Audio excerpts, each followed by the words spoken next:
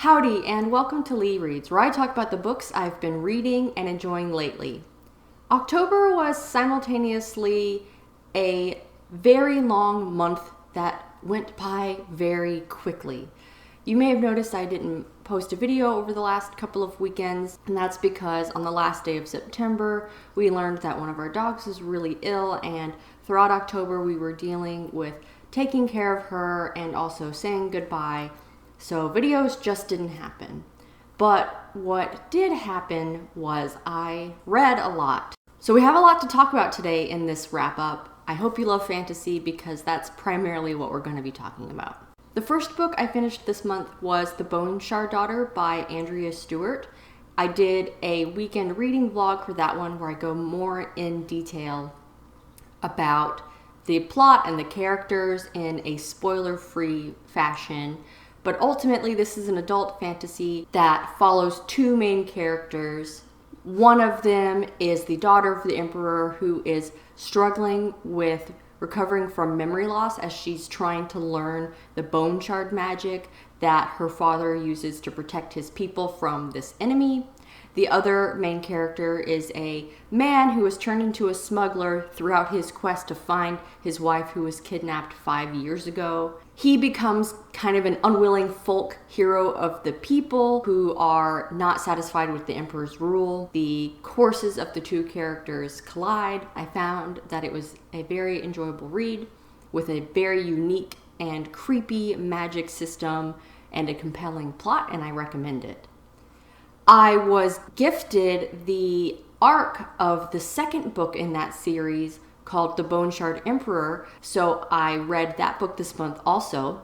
I can't really discuss the events of the second novel without major spoilers for what happens in the first novel, but I found this one to be equally compelling as far as the plot and the pacing. It's a big book, and I read it fairly fast. There's a lot of interesting character development between the main characters and the villain characters, and an expansion on what the bone shard magic and other magics can do.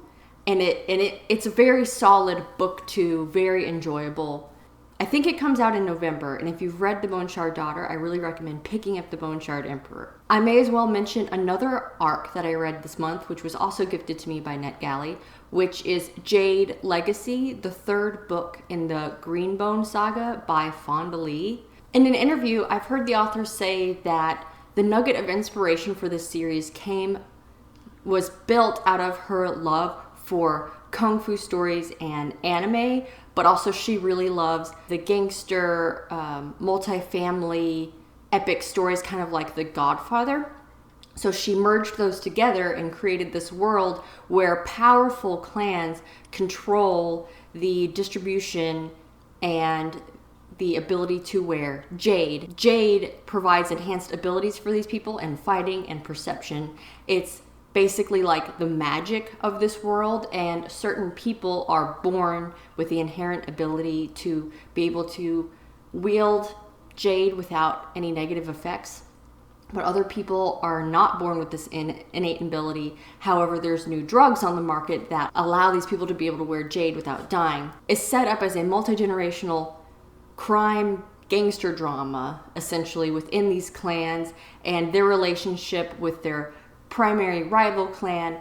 But as the series expands, other nations are drawn into the struggle. And if you haven't read Jade City by Fonda Lee, which is the first book, even if you don't normally read urban fantasy, it is so good. I know a lot of people have talked about these novels and hyped them up, and this is a series where I feel that the hype is well deserved. And after reading the last book in the trilogy and how the trilogy ends, the entire trilogy is very strong. If you're looking for something refreshing and different with an evocative setting, and then wonderful fight scenes and great character development and great character growth and discussions on clan versus personal desires, and the whole trilogy is very strong and you should really give it a go. I also read several young adult fantasy novels this month, all that sort of have a similar theme in that the main characters are trying to solve a problem or investigate a crime, but they're all very different. The first on this list is A Dragonbird in the Fern. The premise of the story is that the main character is a member of the royal family. Her sister was recently murdered, perhaps by agents from surrounding countries. And in this culture, the spirit of the deceased can't rest until the murder is solved. And actually the spirit becomes more and more violent and aggressive towards their family members, kind of as a punishment for not laying them to rest yet.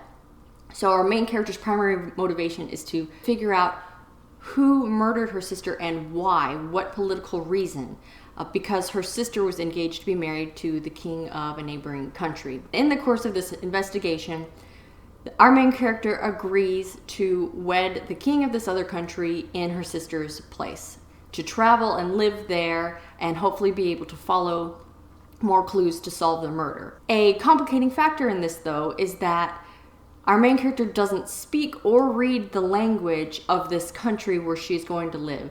She can't understand her husband-to-be and has to heavily rely on translators to help teach her and guide her in this very fish-out-of-water situation. I love how passionate our main character is about helping her sister, but then also as she learns more about some of the political stuff going on in her new nation, how she really just wants to do her best to help her husband, her new family there, and how it all interweaves. It's a fantasy romance, and the romance aspect is primary in the story. There were a lot of other plot lines that I felt were just as important that really helped balance it all out. I thought it was very well done. I read it in basically a day. Next is An Enchantment of Ravens by Margaret Rogerson. Margaret Rogerson's an auto-buy author for me. I've discussed this novel before when I did my Raven-themed standalone fantasy recommendations video. In this novel, our main character is a master craftsman. She is a highly regarded and sought-after portrait artist. She's so well known and does such a great job that even though she is human, prominent members of the Fae come to have her do their portraits. Because Fae can't do any craft at all. They can't cook, they can't paint, they can't manufacture or make anything because of the laws on their magic. So they're totally reliant on humans to do these things for them. One day she does the portrait for the prince of the Autumn Lands, and something goes wrong with it. The portrait arrives in his court, and then he's back there at her doorstep, dragging her off to be put on trial in the fairy realm for what she's done. She doesn't really understand what she's done, but that launches the story. This one also has undercurrents of romance within the story. I love this one, especially in the autumn, because the vivid detail, this novel is just drenched in feelings of autumn. One of the themes within the story is that things aren't as they appear on the surface. I feel that that makes the story a lot deeper than other Fae-related tales I may have read before. The next young adult novel I read is a young adult contemporary novel that really was nothing like what I expected. The premise of this novel is our main character, her father was a member of a native tribe. They live in Michigan near the border with Canada.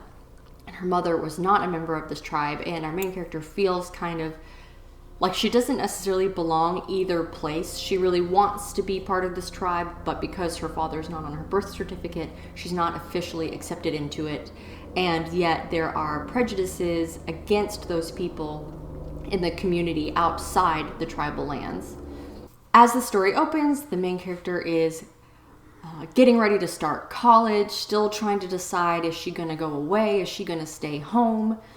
Then strangers come to town, tragedy strikes, and she gets wrapped up in this drug investigation, which really kept me on the edge of my seat. It's not where I expected the story to go at all, but it was so good. How the author manages to paint such a vivid picture and expose us to so many cultural aspects that I never would have read anywhere else.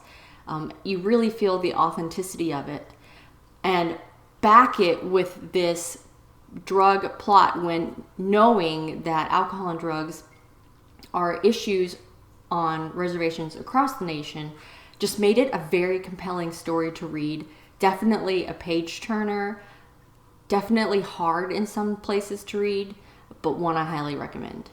Last novel I read was another young adult fantasy, new release, called Defy the Night by Bridget Kimmerer. I wasn't actually expecting to get this one from the library so early. This novel, I really enjoyed it. It has kind of familiar tropes and characters that are comforting in that way, and yet their motivations put a nice twist on it, so it makes the story stand apart. Some people may think that this is a little bit too on the nose for the times because the story is about this kingdom. A fever has been ravaging it. There's not enough of the medicines to go around. And our main character has been, like Robin Hood in a sense, stealing the ingredients for the medicines from the richer royal sector in order to make medicines and distribute it to the poor. She has this background because her father was an apothecary. She ends up clashing, of course, with the royal guard and the king's justice, who are trying to prevent these thefts, but also trying to do the best they can to protect their people. But they have the more, in a sense, complicated, like, political side of the problem to deal with. And the two characters come together to kind of tackle this problem from these different worldviews and these different perspectives that they come from. And I thought it was just a very sweet read if you can get past the fact that it's a plague, this deadly disease that they're struggling against, which may be hard for some people to read. And if you're a fan of young adult fantasy, I think you should pick it up and give it a try. I should probably wrap it up there. I'm sure this video has gotten a little bit too long. I did actually finish 3 more books this month. They were all by Juliet Marillier. One of them was the 3rd book in the Warrior Bard trilogy, which is a young adult fantasy trilogy that I've really enjoyed. The other 2 novels were the first 2 novels in the Seven Water series, which is a 7-book series. I'll talk about them more when I do a video about Juliet Marillier because I love her books and there's a lot to say. Thank you so much for sticking in there with me throughout this video. There were some other books I started this month that I didn't finish, but the books I did finish, I sort of just gobbled up. I don't know that I've ever read this much in 1 month, but I guess my heart and soul was really needing it as I was grieving about my pet. Stories just really helped to comfort me. Let me know if you've read any of the books that I mentioned here or if you're going to after listening to me talk about them. And please let me know the favorite book that you read this month so that I can add it to my TBR. Thank you so much for watching, and don't forget to support your local library. Bye.